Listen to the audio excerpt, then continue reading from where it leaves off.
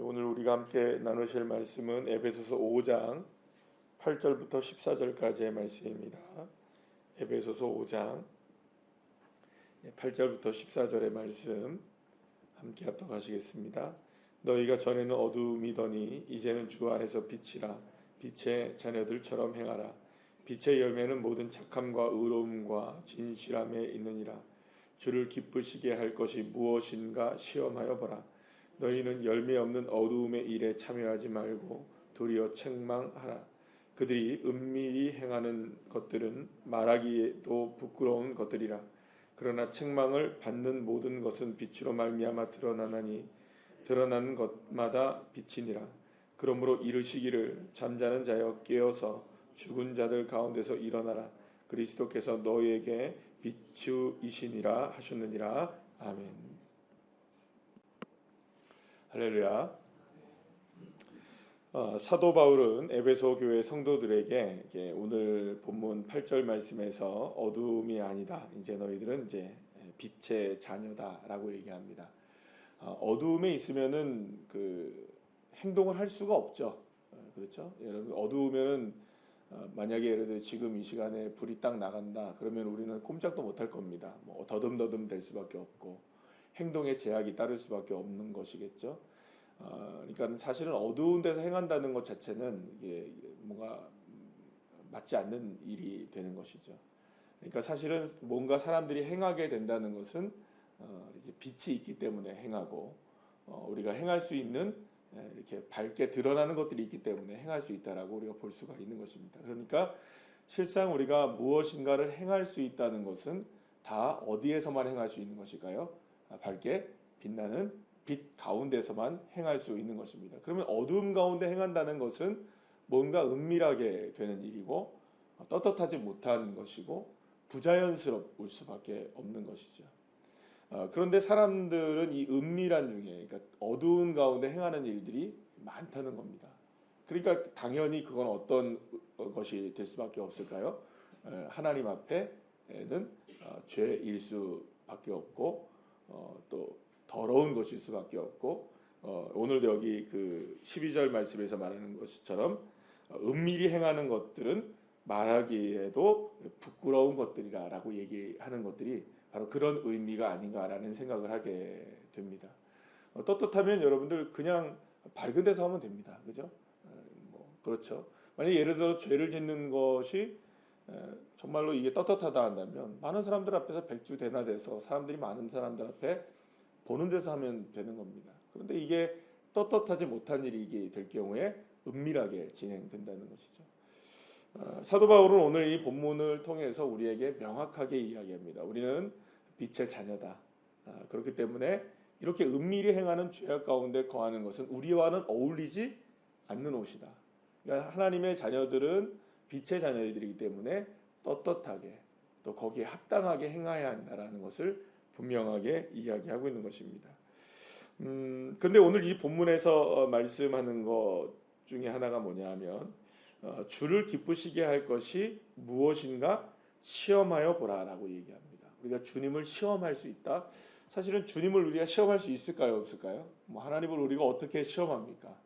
시험한다는 여기는 하나님을 우리가 시험해라라는 것이 아니라 우리의 삶을 밝은 곳에서 살아갈 때 우리의 삶이 어떤 것인가를 주님이 분명히 우리에게 보여주실 것이다. 그러니 그거는 반드시 우리의 삶 속에서 시험할 가치가 있는 것이다라는 이야기를 하는 거죠. 그러니까 어제 이제 말씀을 통해서 우리가 함께 나눈 것처럼 옛 사람의 옷을 입고 살아가는 것과 새 사람의 옷을 입고 살아가는 것, 그러니까 어두움 가운데 있는 것 그리고 또 빛 가운데 있는 삶을 구분하여 볼 때에 반드시 새 사람의 옷을 입고 또 빛 가운데 살아가는 삶이 다른 삶이 될 것이다. 이거는 차원이 다른 삶이 될 것이다라는 것을 분명히 우리가 알게 될 것이라는 것을 사도 바울은 이야기하는 것이죠.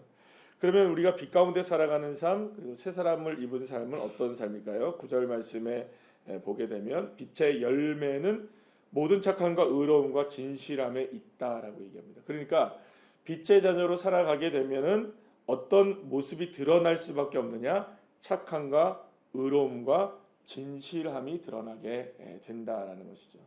요즘 사실은 이렇게 살아가면 다 호구된다고 얘기하죠. 예.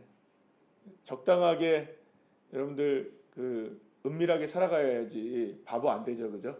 예. 그리고 또 적당하게 타협해야 되고 적당하게 여러분들 우리가 못된 짓도 하고 살아가야 어떻게 보면은 이 세상 살아가는 데는 나름대로 뭐라 그럴까요? 그냥 지혜롭게 살아간다고 얘기할 수 있겠죠. 근데 세상에 지혜롭게 살아가는 방식을 따르는 인생이 우리 그리스도인들이 아니라 이 사도 바울은 우리에게 빛의 자녀들처럼 행하는 것이야말로 우리의 삶 속에서 진정한 아름다운 열매를 맺는 삶이다라고 말씀하고 있는 것을 보게 됩니다. 그렇습니다, 여러분. 저와 여러분이 때로는 하나님의 말씀대로 살아가는 것이 불이익처럼 느껴질 때도 있을 수 있습니다. 그리고 또 어리석어 보일 수도 있습니다. 남들 하는 거 하면 되는데 하는 거는 안 하고 안 하는 건 하잖아요, 그죠? 우리 주일날 예배드린 것만 보더라도 우리가 다 하나님 앞에 헌신하는 것만 보더라도 세상 사람들은 안 하는 걸 우리가 한단 말입니다. 세상 사람들 여러분들 이해할까요, 못할까요? 못하죠. 같이 가정 식구들 가운데서도 예수를 만약에 안 믿는 분들이 계시면 내가 주일날 나와서 예배드리는 거, 헌금하는 거 이거 이해 잘 합니까, 못합니까? 못합니다. 이거 설명할 수가 없는 이야기죠. 근데 여러분들 그렇다고 해서 우리가 사실은 그런 부분들에 있어서 내가 세상 사람들처럼 행해야지라고 하지 않잖아요, 그죠? 그 이유는 어디 있느냐? 우리의 믿음이 있기 때문에 그런 거죠. 자, 그런데 어쨌든 간에 중요한 것은 왜 우리가 그러면은 이런 일들을 행해야 되느냐? 이 불이익이 있을 수 있고 또 때로는 우리가 사람들에게 손가락질 그러니까 우리가 예수를 믿는 것으로 인하여서 그럴 수도 있게 된다는 것이죠.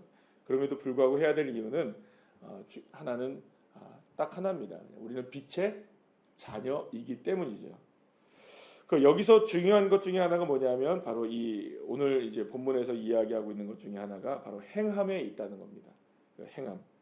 그러니까 하나님의 말씀을 믿고 붙들고 또 선포하며 살아가는 것은 말씀을 행함으로 인하여서 구분되어지는 것이다라는 것을 계속 꾸준히 이제 사도 바울은 에베소 교회를 통하여 에베소서를 통하여서 이야기하고 있는 것이죠. 말씀을 선포하며 그 말씀대로 살아가기를 위해서 애쓰며 힘쓰는 것이 바로 하나님을 기쁘시게 하는 그 자체가 된다는 겁니다. 그러니까 실제로 우리가 어떤 부분에 있어서 이게 오히려 자칫 잘못하면 이게 율법적이 될 수 있습니다. 그러니까 예를 들어서 나는 이거를 해라고 얘기하면 너는 왜 안 해라고 얘기하면 하는 것이 우리에게 뭔가 의로움이 드러날 수도 있겠죠, 그죠? 다시 말하면 예를 들어서 어떤 교회에서 내가 어떤 사명을 감당한다. 사명이 일로서 감당되어질 수 있죠, 분명히. 근데 어떤 분은 사명이 일로서 감당되어지지 않는 분이 있을 수 있잖아요. 그러면 이게 하는 사람의 입장에서는 안 하는 사람에게 무엇으로 작용될 수 있을까요? 말하자면 판단의 근거, 정죄의 근거로 사용될 수도 있죠. 너는 왜 이거 안 해? 라고 얘기하면 나는 이걸 하니까. 그러니까 어떻게 보면 이런 그러니까 단순한 행함 자체가 빛 가운데 살아가는 것을 드러내고 새 사람의 옷을 입었다고 드러내는 것만은 아닙니다. 그렇죠? 그러니까 행하고 안 행하고의 문제가 정말 액면가 그대로서의 행하고 안 행하고의 문제는 아닌 거죠. 예를 들어서 이렇게 얘기할 수 있습니다. 과부의 두렙돈의 헌금과 또 바리새인의 헌금을 비교할 때 객관적으로 보면 누가 더 헌금을 많이 했고 그게 더 훌륭해 보입니까? 바리새인이 훌륭해 보이죠? 그러나 예수님은 바리새인의 헌금이 아니라 두렙돈의 과부의 헌금을 칭찬했죠. 왜 그렇습니까? 아주 적은 것이었지만 자신의 전부를 드렸던 이 과부의 두렙돈의 헌금이 더 소중했기 때문이죠. 액면가로 비교하자면 바리새인이 훨씬 더 소중한 일을 한 것처럼 보이지만 하나님의 입장에서는 어떤 마음이 담겼느냐가 중요한 것이 되겠죠. 그러니까 어떤 사명을 감당하든 하나님에게서 어떤 착한 일을 하든 행하든 간에 그 행함 자체가 중요한 것이 아니라 행하려는 시도와 마음의 태도가 중요한 것이죠. 이걸 왜 하려고 하느냐? 왜 하려고 해야 될까요? 내가 이거 해서 복 받고 내가 이거 해서 잘 되어지고 내가 이거 해서 뭔가 형통하게 되고 내가 이걸 한다면 뭔가 내가 은혜를 좀 더 누릴 수 있지 않을까라는 생각에서 하는 것과, 물론 그것도 소중할까요, 안 소중할까요? 뭐 그것도 소중할 수 있겠죠. 그러나 어떤 사람의 경우에는 형편과 사정이 참 힘겨움에도 불구하고 내가 이 일을 위해서 정말 하나님이 기뻐하시면 좋겠다. 내가 정말 이 일을 통해서 하나님께 영광을 돌리면 좋겠다. 내가 하나님께서 기뻐하신다면 내 이 일을 행해야지 하면서 도전하는 것과는 차원이 다를 수 있다는 것이죠.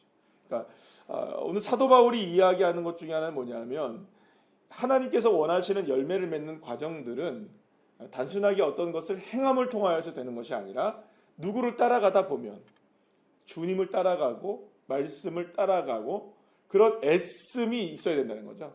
행함에 대한 애를 쓰고 또 열심으로 행하려고 하는 그런 모습들이 우리에게 필요하다는 것을 이야기합니다. 누구를 바라보려는, 주님을 바라보고 말씀을 따라가려는. 그래서 사실은 어떤 행함이, 단순한 행함이 중요한 게 아니죠. 믿음이 행함이 되어지고 행함은 무엇에 기반하여서, 믿음에 기반하여서 이루어지는 행함이 정말 중요한 것이라고 볼 수가 있습니다. 그래서 사실은 저와 여러분이 늘 깨어 있어야 되는 부분이 뭐냐 하면, 그리스도인으로서 깨어 있어야 되는 부분이 뭐냐 하면, 우리가 어떤 일을 행하든 또 빛의 자녀처럼 살든 이 모든 것들이 다 누구의 영광을 위한 것이 되어야 될까요? 주님의 영광, 하나님의 영광을 위한 것이 되어야 한다는 것입니다.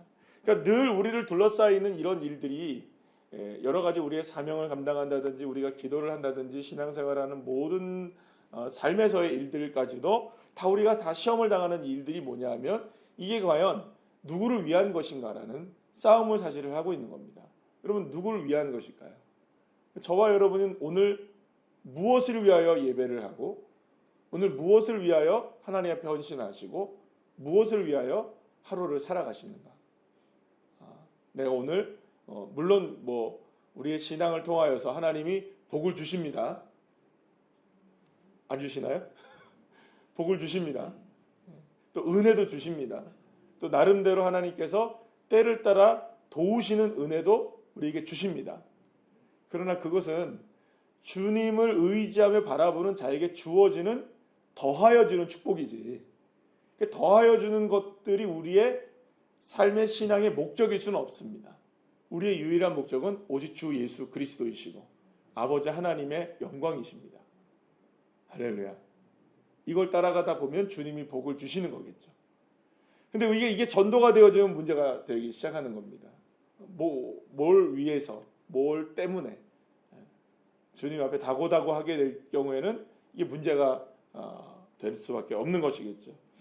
그래서 사실은 우리를 둘러싸 있는 그 영적 삶에 있어서 마귀가 틈을 노리는 게 뭘까요? 계속 마귀가 틈을 노리는 게, 사실은 주님이 있어야 될 그 자리에 누가 자리를 하게 하려고 하는 걸까요? 나를 자리시키려고 하는 거죠. 그러니까 뭐 쉽게 생각하면 아담과 하와가 선악과를 따먹을 때에 그거 왜 따먹었을까요, 여러분들? 이유가 뭐였을까요? 왜 하와가 그토록 따먹고 싶어한 이유가 뭐였죠, 여러분들? 하나님이 먹으라고 했었나요? 아니죠. 하나님이 먹지 말라고 하신 말씀보다, 그죠? 비교가 되는 거예요. 여기서 이제 비교가 되죠. 하나님이 먹지 말라고 하신 말씀보다 내가 보기에도 먹고 싶고 탐스럽고 맛있어 보인다는 생각이 뭘 지배해버린 걸까요? 하나님의 말씀을 지배한 거죠. 원래 있어야 될 하나님의 말씀의 자리에 누가 들어간 겁니까? 자기가 들어간 거예요. 내가 들어간 거죠. 그러니까 그게 이제 마귀가 틈을 본 거죠. 얘가 드디어 하나님의 자리에 누구를 넣었다. 나를 넣기 시작했구나. 그때 여지없이 누가 다가올까요? 마귀가 다가오는 겁니다. 마귀가. 그래서 틈을 버려놓고. 그래서 사실은 어떻게 보면 그런 마음이 들 수는 있을까요, 없을까요? 먹고 싶다, 이런 만지고 싶다, 보고 싶다라는 마음이 들 수는 있지만 그 마음의 지배를 받지 않아야 되죠. 이 싸움을 우리가 신앙생활을 하고 있는 겁니다. 그러니까 늘 언제나 무엇이 드러나야 될까요? 내 마음이 하나님 앞에 빛으로 드러나고 삶이 드러나고 늘 언제나 말씀으로 내 삶을 비추어 보고 이거 죄구나, 이거 안 되는구나.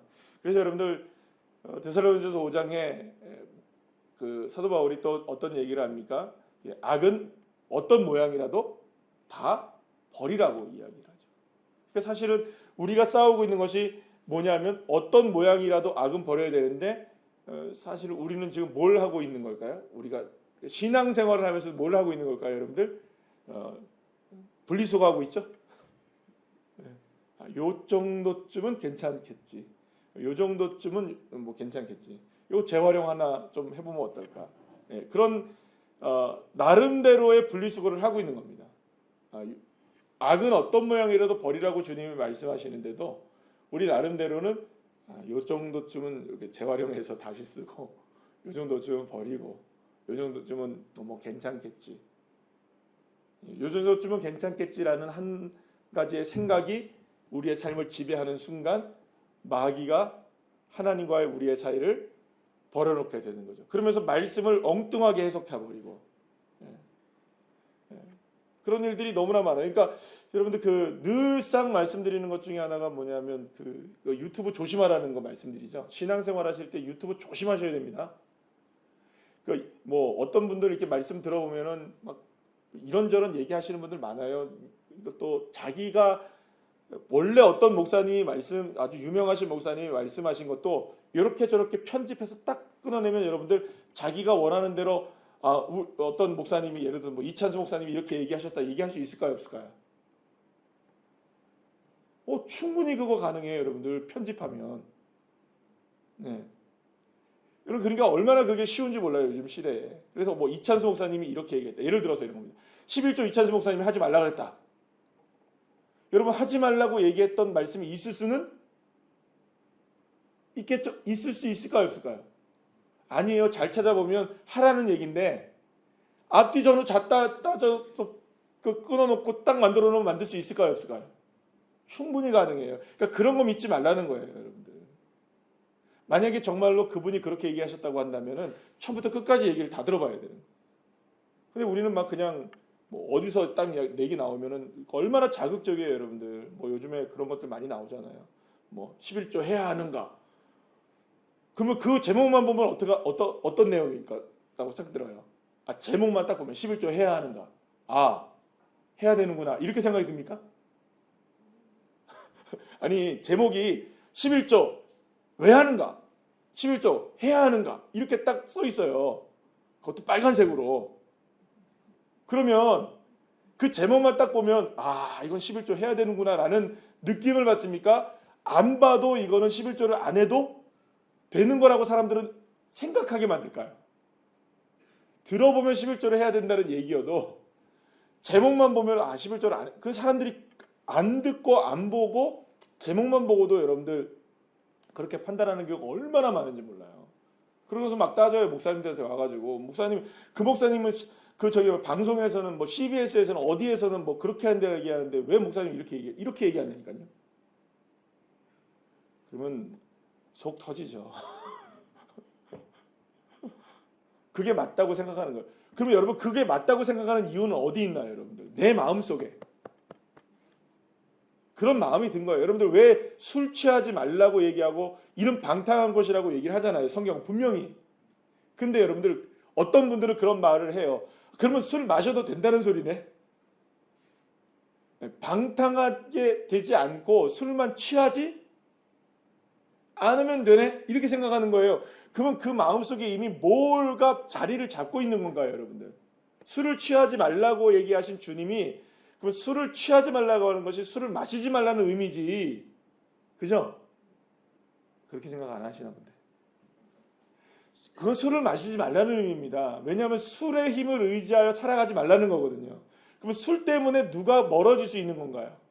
그러니까 하나님이 멀어질 수 있고 하나님의 말씀이 혼미해질 수 있기 때문에 그거 하지 말라는 거예요. 취하지 말라는 거예요. 그건 방탕한 일이 된다는 거죠. 근데 이미 마음속에 술 마시는 것에 대한 마음의 여지를 두고 있고 술 마시는 것에 대한 동경함이 있고 술 마시는 것에 대한 의지함이 있을 때는 그 말씀이 고깝게 들리는 겁니다. 그죠?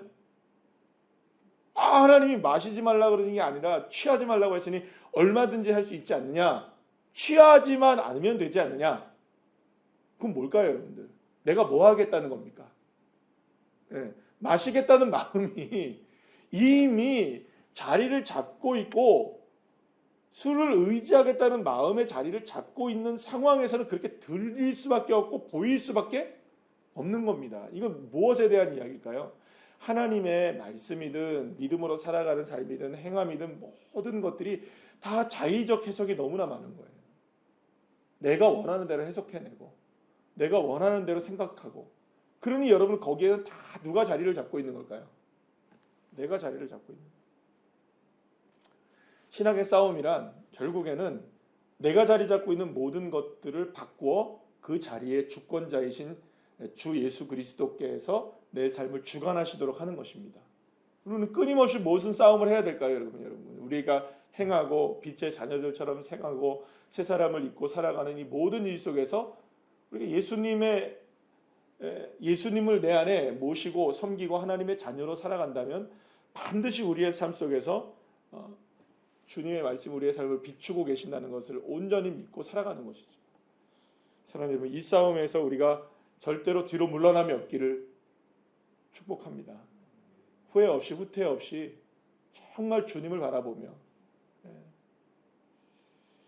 하나님 말씀으로 내 삶의 어두움을 몰아내고 정말 하나님의 말씀을 붙드는 처절함이 우리의 삶에 있어야 됩니다. 사실은 이렇게 새벽에 일어나서 깨어나 주님을 향해 예배하는 여러분들이야말로 그런 삶을 살기를 소망하시는 분들이 아니겠습니까? 그리고 또 이 새벽에 이 말씀을 통해서 듣고 한 주간에 또 도전을 받으며 오늘 하루를 살아가며 한 주간을 살아갈 때 어떠한 상황 속에서도 내가 말씀을 의지하며 살아가야지, 이렇게 빛의 자녀로 내가 살아가야지, 그것이 주님이 원하시는 것이지, 그런 믿음의 싸움에서 승리하는 귀한 자녀들 한 분 한 분들 다 되시기를 간절히 축원합니다. 기도하시겠습니다.